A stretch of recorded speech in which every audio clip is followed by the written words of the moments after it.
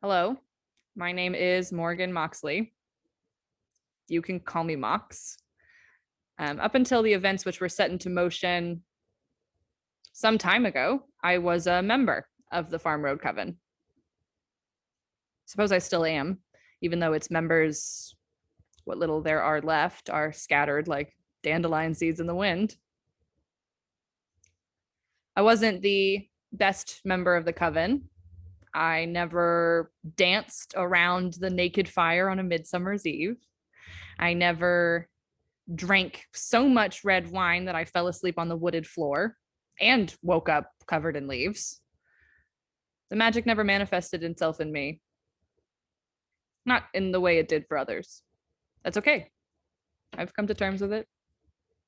This isn't about me anyway.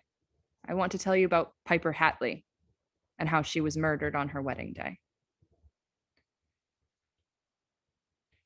Piper was adamant that she would wear white, even when others snickered behind her back. She had made herself a crown of wildflowers that grew along the edge of the meadow that she would later be buried in. Eringos, Indian blanket, lantanas, things like that. Everyone said she looked like a fairy, and Piper would twirl and say that she was the queen of the fairies and that everyone else looked like a hag. She was hurried. She was scared that thunderclouds in the distance would ruin her day. The meadow that she picked to be married in was bathed in sunlight, overgrown and wild. Butterflies and dragonflies lazily floated from flower to flower. A few would land in Piper's crown, but she never noticed. The edges of her dress were dusty with pollen, and she wore no shoes and no jewelry.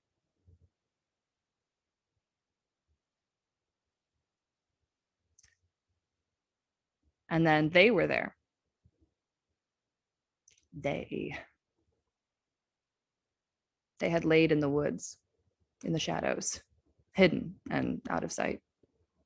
They waited until the ceremony started, and then they sprang. Piper and her guests, few that there were surrounded. Some of them got away, flew away, if you believe the legends. I wasn't there. I wasn't invited. They hung Piper and 4 others from a big oak tree that stood at the edge of the meadow. They left them hanging there, and those thunderclouds that Piper had worried about earlier finally came around, and it rained for hours and hours as though God herself was outraged at the injustice. She's still out there, by the way. Piper and the others. They're buried at the base of that very oak tree that they were hung from. I heard that lightning struck it years later. Maybe God is still angry at what happened. Someone used to go and set wildflowers at their graves. I couldn't say who. The woman who made the dress took it off of Piper after she was taken down from the tree and before she was buried. She was from the village that claimed that Piper still owed her for it. It was her property and she was taking it back. Nobody said anything. The ground was soaked and they just wanted to bury the 4 witches and go home. The woman took the dress back with her, dried it in the sun over the following days, and brushed the dandelion pollen from it.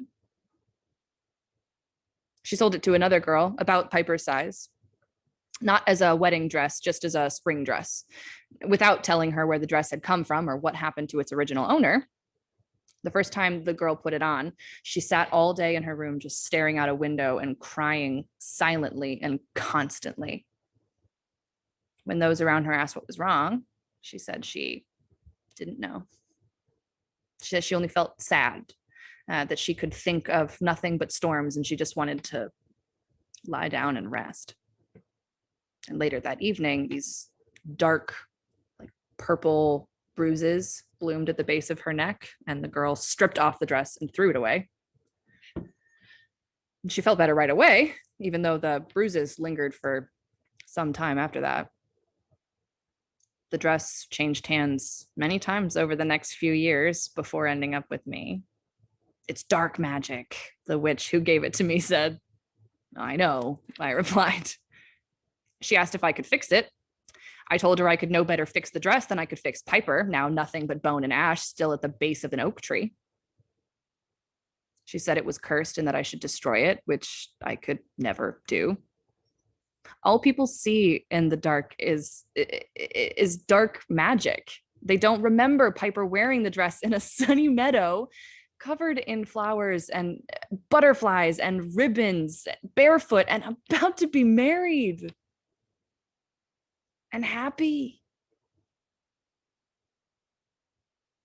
They forget about that part. Maybe there's still a part of it in it, and destroying it would destroy the last part of her. That's why I've held on to it all these years. And now you know. Like I said, this story isn't about me.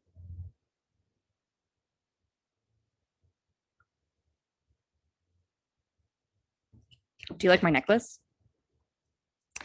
Of all the necklaces that I own, this one is my favorite. It's special. It was given to me by Evie Corey, the leader of the coven, the day before she left to go and fight in the war. She hasn't been back since. Before the coven was broke up, some said that she died over there, and others would laugh and say that Evelyn couldn't be killed by a knife or a bullet, not even a silver one. And then there was nothing. Not even a whisper of acknowledgement of Evie Corey or Piper Hatley or Morgan Moxley. For any acknowledgement of the coven would be seen with great suspicion. And suspicions could lead to questions. And questions could lead to being buried in an unmarked grave by the light of the moon.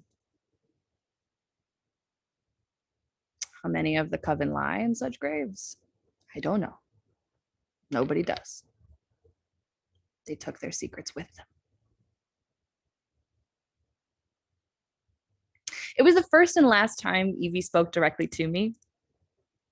In the firelight, her eyes were indigo and she had tangles of twine in her hair. She took the necklace from her neck and put it around mine. There, she said, it's yours now. Carry it with you always and let it be a reminder. A reminder of what? I asked. In the background, this firework erupted and a shower of a million sparks, and the clearing was momentarily bathed in this golden light. And everyone cheered. They were young. They had no idea that most of them would be dead in the next few years. These things don't cross your mind when you're young, even if you are a witch.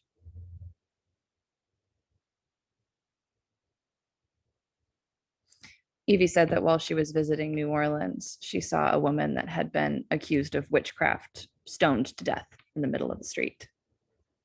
She said what she remembered most was the sound that the stones made against this woman's flesh. It was like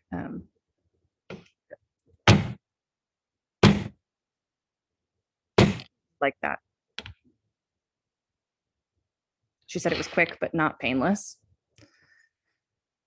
Evie said that when it was done, she took the necklace from the dead girl's throat and cleaned the blood off of it in a fountain and put it on and hadn't taken it off since, until she gave it to me.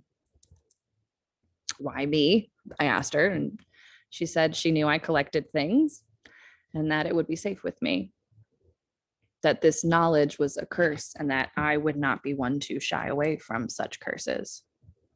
The black and the white, she said. It creates balance, doesn't it? Hold on to it for me, and maybe one day I'll come back for it. And then the next day she was gone, on a ship heading somewhere down south, onto the distant battlefields that are brushed white from bone, if you believe the stories.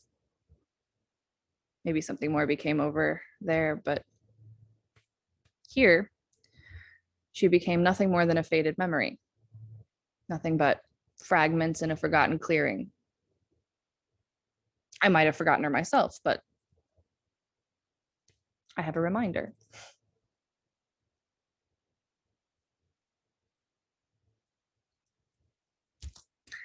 That's enough for tonight. I think I'll go back home and feed my cats. Thank you for listening to these old stories. Good night.